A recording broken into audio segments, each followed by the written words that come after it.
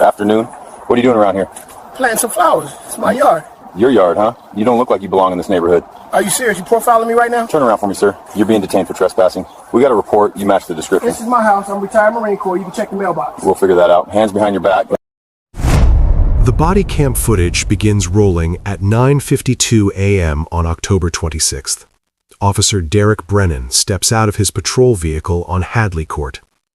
The camera captures a quiet suburban street, manicured lawns, two-story colonial homes, double garages. Then the lens focuses on a man, a black man, kneeling, working near the foundation of a house. Within 8 minutes, that man will be in handcuffs.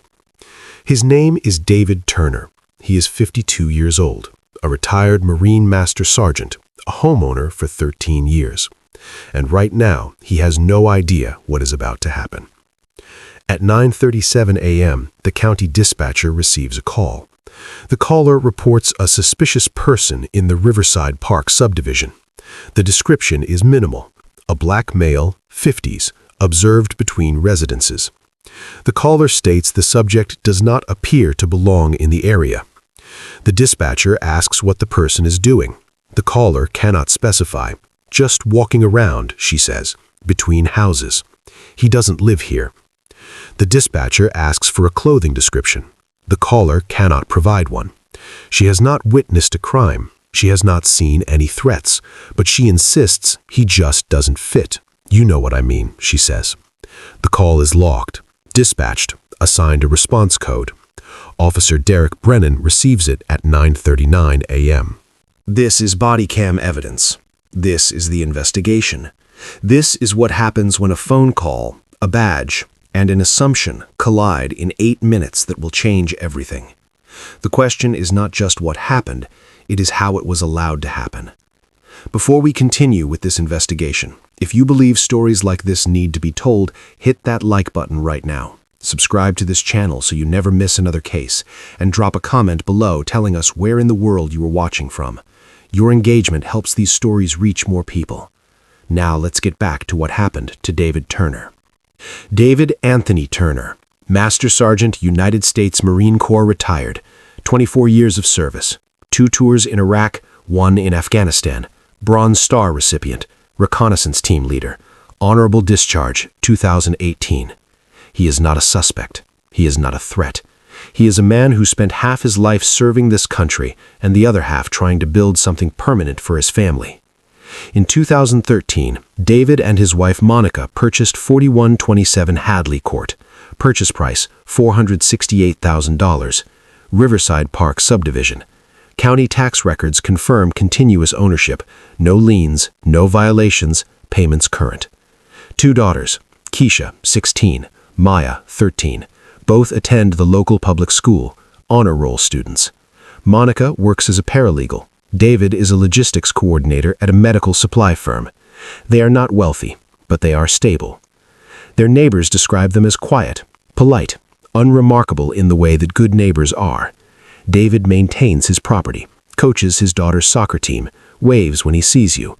No complaints, no incidents, no reason for anyone to question whether he belongs. Except today. Officer Brennan drives through Riverside Park. Population, 92% white. Median home value, $530,000. Crime rate, virtually 0. He turns onto Sycamore Drive. Nothing. Birch Lane. Nothing. Then Hadley Court. At 9:51 a.m., Brennan sees him, a black man kneeling in front of a residence, hands in the soil, focused on something near the house. Brennan slows. He observes for 23 seconds. The man does not look up, does not run, does not exhibit any behavior consistent with criminal activity. But Brennan makes a decision. He pulls to the curb, engine still running. He steps out, one hand near his duty belt. The encounter begins. Brennan calls out, "Excuse me, can I talk to you for a second?" David looks up, sees the uniform. His body language shifts immediately. Shoulders back, hands visible. This is training. This is survival. David responds, "Morning, officer." Brennan asks what he is doing here. David stands, brushes dirt from his knees. "Planting bulbs," he says. "Tulips for the spring." Brennan asks if he lives at this address. There is a pause, half a second, where David processes the question. Why is he being asked this? Why is a police officer questioning him in his own yard? Yes, David says, this is my house. Brennan asks if he can see some identification. David tells him he does not have his wallet on him. He is working in his yard. Brennan says he needs David to go get it. David asks why he needs to see his identification. Brennan explains that they received a call about a suspicious person in the area, and he needs to verify who David is. David asks what the suspicious person was doing. Brennan says he just needs to confirm his identity. David asks directly, "Am I being detained?" This is the critical moment. Under Terry versus Ohio, an officer must have reasonable suspicion of criminal activity to detain someone. Gardening on private property does not meet that threshold. David knows this. He is asking the right question. Brennan says he is conducting an investigation. David asks into what crime. Brennan's tone hardens. He says if David does not cooperate, he will have no choice but to detain him. David responds that he is cooperating. He told the officer he lives here. What crime does Brennan think he committed? Brennan steps closer. His voice becomes firm. "We have had reports of people who do not belong in this neighborhood," he says. "I am trying to make sure everyone stays safe." Do not belong. The words land. David's expression changes. Something shifts behind his eyes. "I am a retired Marine," David says. "I have lived here 13 years. I own this house. I belong here more than anyone." Brennan replies that then David should have no problem showing him identification. David says he has a problem with being treated like a suspect when he has not done anything wrong. Brennan reaches for his radio. Unit 14 requesting backup, Hadley Court. David asks why he is calling backup. For what? Brennan orders him to put his hands behind his back. David asks if he is serious. Brennan repeats the command, "Hands behind your back, now." David does not resist. He does not argue further. He places his hands behind his back because he knows every black parent teaches their children compliance is survival. The handcuffs click. The timestamp reads 9:58 a.m. 6 minutes after first contact, David Turner is in handcuffs on his own property. The metal tightens around his wrists. Brennan guides him toward the patrol car. David walks past his garden tools, past the bag of tulip bulbs, past the mailbox that reads Turner Family. The Bodycam captures movement in the periphery, curtains shifting in windows, a woman on a porch, frozen, coffee cup in hand, a man in a driveway, staring. Everyone is watching. David is placed in the back of the cruiser. The door closes. The Bodycam remains active, facing the street. Brennan radios dispatch. Unit 14, subject detained, uncooperative with identification request. Dispatch acknowledges. Backup estimated arrival 2 minutes. Through the partition, the Bodycam shows David in the rear seat. He sits motionless, hands cuffed behind him. His face is visible. No anger, no tears, just a blank, distant stare. This is what humiliation looks like. At 10:03 a.m., Officer Lisa Tran arrives. She exits her vehicle and approaches Brennan. She asks what they have. Brennan explains suspicious person call. Subject claims he lives here but refused to provide identification. Tran looks at David in the car, then at the house. She asks Brennan if he verified ownership. Brennan says the subject would not cooperate. At 10:06 a.m., a civilian vehicle speeds down the street, brakes hard. A woman jumps out, Monica Turner. She runs toward the patrol car shouting, "What are you doing? That is my husband. Why is he in handcuffs?" Tran intercepts her. She tells Monica she needs to calm down. Monica's voice rises. "Calm down? You have my husband in your car. We live here." Tran asks if Monica can provide proof of residency. Monica pulls out her phone. Her hands are shaking. She shows her driver's license. Same address. She pulls up a mortgage statement, tax records, photos of the family in front of the house. Tran examines each document carefully. She walks back to Brennan. The Bodycam audio captures fragments of their conversation. Mortgage in their name, driver's license matches. Brennan responds that the subject still failed to comply. Tran says no crime was committed. At 10:14 a.m., Tran opens the rear door. She unlocks the handcuffs. "Mr. Turner," she says, "you are free to go. No apology. No explanation." David steps out. Total time detained, 16 minutes. Brennan returns to his vehicle. He leaves without speaking to David.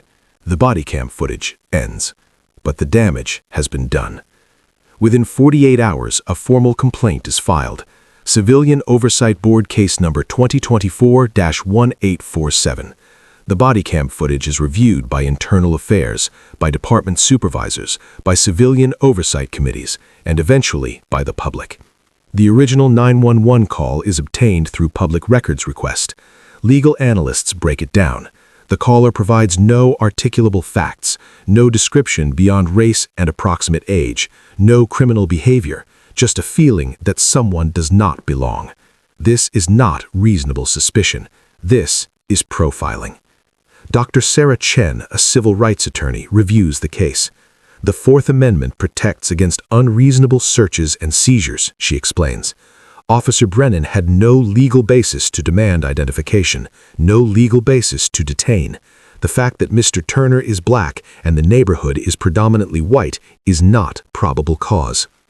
Frame-by-frame analysis of the Bodycam footage shows David's compliance, his calm responses, his repeated statements that he lives at the residence, his question about being detained. All of it ignored. Week 1, the complaint is filed. The case is assigned to Sergeant Michelle Cortez, Professional Standards Division. Week 2, Brennan is interviewed. He maintains he followed protocol. He claims David's refusal to show identification constituted obstruction. Week 3, Officer Tran is interviewed. Her account differs from Brennan's. She states she saw no threat. She recommended immediate release upon seeing documentation. Week 4, the Bodycam footage is leaked to local media. The story explodes. Local news, regional outlets, national coverage. Headlines read, "Veteran handcuffed in his own yard. Racial profiling caught on Bodycam. Black homeowner detained for gardening." A town hall is organized. 217 people attend, standing room only. David speaks for 6 minutes. His voice is steady, but his hands grip the podium. "I served this country for 24 years, he says. "I have earned the right to feel safe in my own home, but I do not anymore."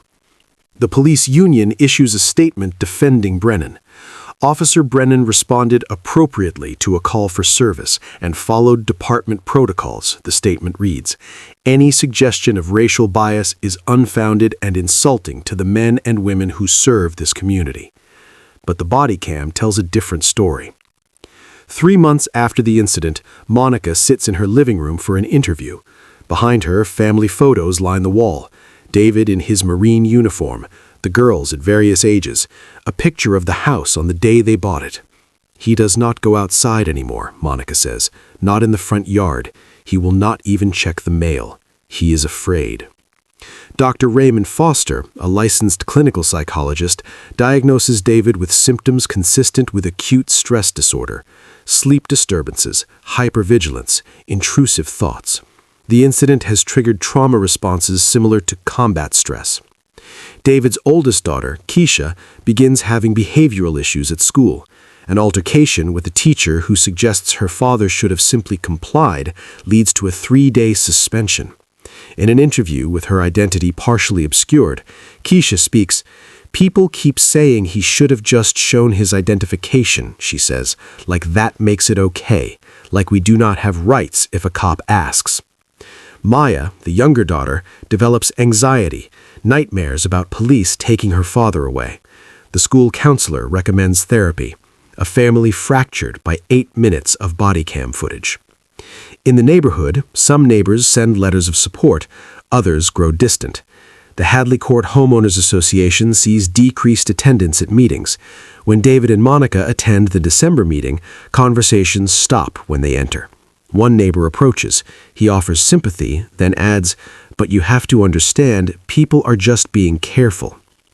David takes medical leave from work, 6 weeks unpaid.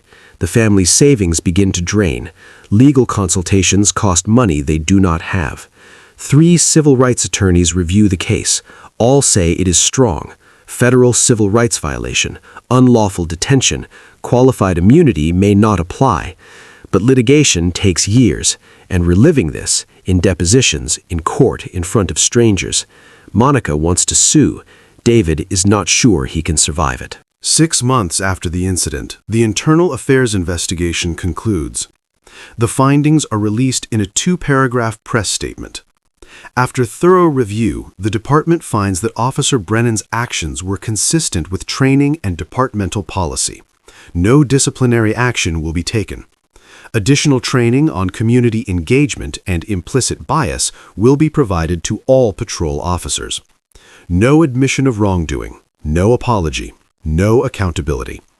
50 people gather outside police headquarters in protest. Signs read, "Justice for David Turner.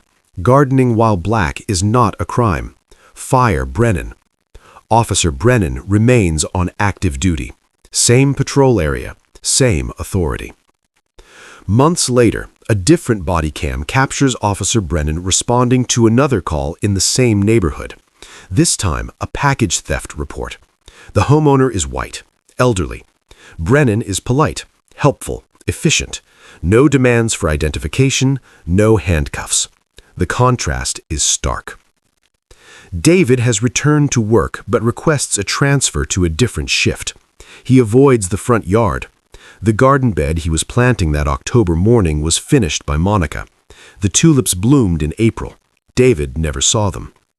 On a Saturday in late spring, he stands at his living room window, looking out at the yard. Monica joins him. "You could go out there," she says. "It is your home." David does not respond immediately. Then he asks quietly, "Is it?" The question is not whether this will happen again. It is when, to whom, and whether anyone will be held accountable. David Turner is one name, one case, one 16-minute detention captured on camera. But he is not the first, and without systemic change, he will not be the last. A federal civil rights lawsuit has been filed. Case number 3:25-CV-00847. Turner v. Brennan, City of Riverside, and others. The trial date is set for October 2026, 2 years after the incident. David will have to testify, relive every moment, face his detainer in court. The body cam footage will be played for a jury, and 12 strangers will decide whether justice exists for a man detained in his own yard. The front yard of 4127 Hadley Court shows faded tulips. The garden is maintained, but not by David. He watches from inside. Still a homeowner, still a veteran, still a man who does not feel safe in the place he is supposed to belong. The body cam captured 8 minutes, but the consequences will last a lifetime. Case status, unresolved. Investigation, closed. Accountability, pending. If this story moved you, if you believe accountability matters, then subscribe to this channel right now. Hit that notification bell so you are alerted when we release our next investigation. Share this video with someone who needs to see it. And leave a comment below with your thoughts on this case. Does justice exist when the system investigates itself? We will be reading your responses. Thank you for watching. We will see you in the next investigation.